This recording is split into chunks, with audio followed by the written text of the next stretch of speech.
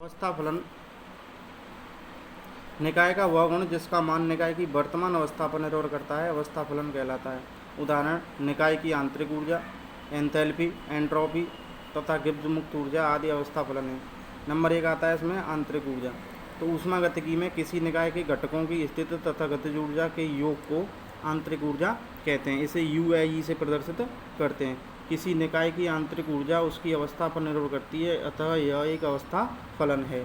जैसे यदि कोई निकाय प्रारंभिक अवस्था ए से अंतिम अवस्था बी में परिवर्तित होता है, उसकी आंतरिक ऊर्जाओं में परिवर्तन डेल्टा ई निकाय की प्रारंभिक तथा अंतिम अवस्थाओं की आंतरिक ऊर्जा पर निर्भर करता है। तो डेल्टा ई बराबर आ जाएगा ई अंतिम माइनस ई प्रारंभिक, यानी आंतरिक ऊर्जा अंतिम जो होगी उसमें से प्रारंभिक को माइनस कर देंगे तो डेल्टा ई निकल के आएगा आंतरिक ऊर्जा में परिवर्तन।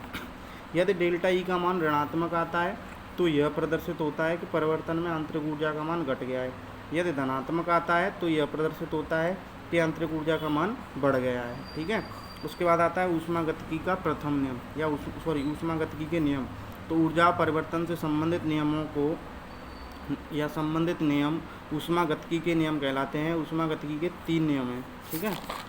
तो 3 नियम है। पहला नियम है ऊष्मागतिकी का प्रथम नियम। तो ऊष्मागतिकी का प्रथम नियम, इस नियमानुसार ऊर्जा न तो उत्पन्न की जा सकती है और न ही नष्ट की जा सकती है, जबकि ऊर्जा को एक रूप से दूसरे रूप में बदला जा सकता है। तो देखो ये मैंने पहले ही बताया था, इसे हम ऊर्जा संरक्षण का नियम भी कहते हैं। इस नियम को ऊर्जा संरक्षण का नियम भी कहते हैं, अर्थात किसी निकाय की आंतरिक ऊर्जा स्थिर रहती है। इसे दूसरी लैंग्वेज में कहा जाए तो किसी निकाय की आंतरिक ऊर्जा स्थिर रहती है। आंतरिक ऊर्जा का मतलब क्या है कि जितना टेम्परेचर मतलब ऊष्मा देंगे तो उतना उस पर कार्य किया जाएगा, तो उसकी ऊर्जा में चेंज नहीं होगी, स्थिर रहती है। ठीक है। इसका हम गणितीय रूप देखें तो जैसे किसी प्रक्रम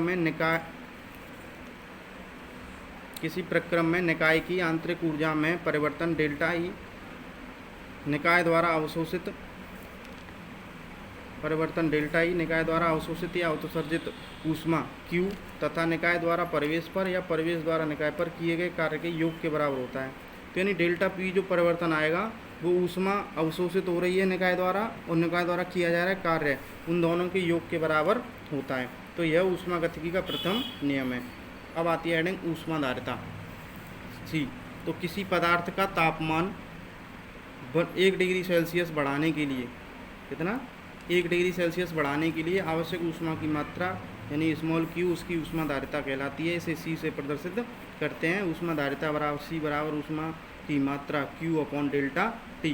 डेल्टा T का मतलब क्या है, यहाँ पर जितना टेम्परेचर उसका चेंज किया जा रहा है। ठीक है। तो जितना टेम्परेचर बढ़ाएंगे उतनी ऊष्मा की मात्रा, उसको ऊष्माधारिता कहते हैं। तो ऊष्माधारिता का मात्रक जूल प्रति केल्विन होता है या कैलोरी प्रति डिग्री सेल्सियस होता है। ठीक है।